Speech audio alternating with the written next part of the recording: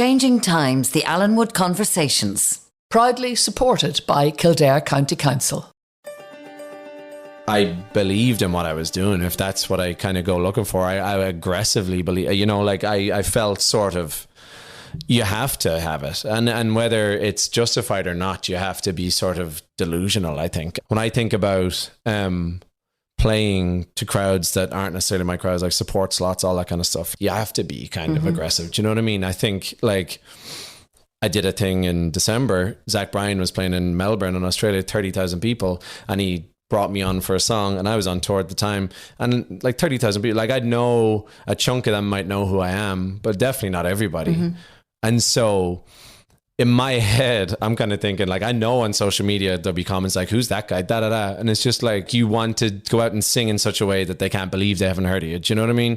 But I've had that since I was 16, you know. You gotta be, it's kind of manifest, totally, isn't it? but I didn't have to tell myself, you know. It's and it's all, again, it's under the, it's with the safety net of the music, because I'm not like that in real life. I'm not aggressive, but I if that's what we're doing, I believe in it to the point that, like, you can't tell me no. Well, it sounds like a very nice combination of confidence and humility. Yeah, and you got to be careful. I mean, like I said, sport was important for me, and even now, I'm lucky enough to kind of have come across some athletes that are in their field are really elite, and I find it fascinating. But I'm curious, because say, like, there's a friend of mine who plays in the NBA. His name is Jimmy Butler, and if he's mean to everybody he meets, which he isn't at all, but if he was, and he still does the business, no one cares, you know, like, all they want, like, that guy's job is to get results and make it happen, and he does. But if he, you know, like, as a musician, there's a certain part of you is meant to be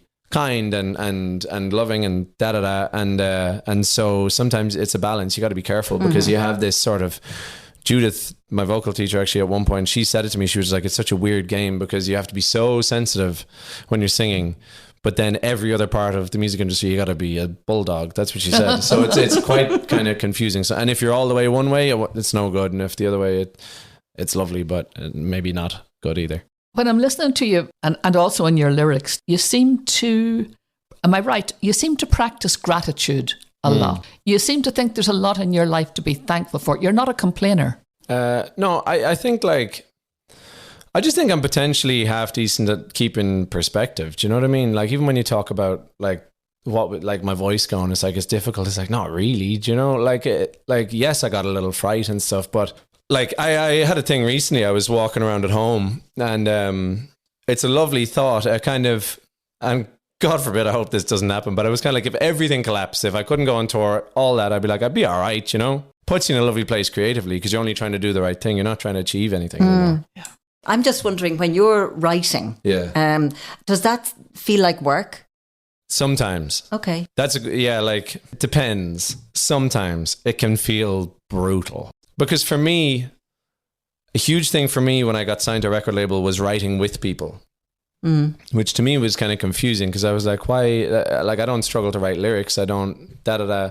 You know, like, all my first songs had no chorus. You know what I mean? Like, you talk about Billy Joel, it's like, there's a middle ground, you know? Like, to me, I was kind of like, I don't want to get in these pop studios, because then it'll just be like pop song, da-da-da, and I'll feel awful about it. But also there's me, if I never got into studios, and I would have just these rambling songs that no one can sort of stick it out for. And so if you think about Billy Joel and Bruce Springsteen and stuff, it's all these choruses you can come back to by these incredible artists, you know? So, like, it's not compromise in any way. It's just something people can return to and hang on to. And so it took me a long time to learn that. I think I'm at a point now, third album maybe, where, again, I can kind of say I'm good by myself. I don't need someone's help, but I definitely needed to learn that. Yeah. And so... Oh, it's a craft, isn't it? It is, yeah. But, like, whatever system, the way it's set up, like, I went to LA for, say, 2 months, and then London for 2 months, and you're with a new person every day. It's this kind of speed dating version of writing. And it's crap. Like, obviously, not everyone has to do it. Some people can just say they're not doing it. But, like, a huge thing for my career was kind of saying, like, okay, if I'm signed up for this, let's go. And I'm doing everything. And so for that, there's some days where you'd be so much better off just kind of saying, like, no disrespect to you or me, but this is not.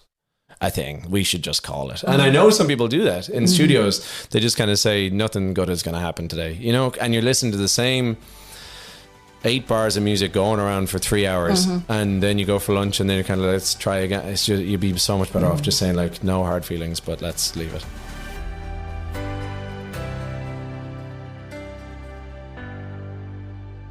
Changing Times, the Allenwood Conversations.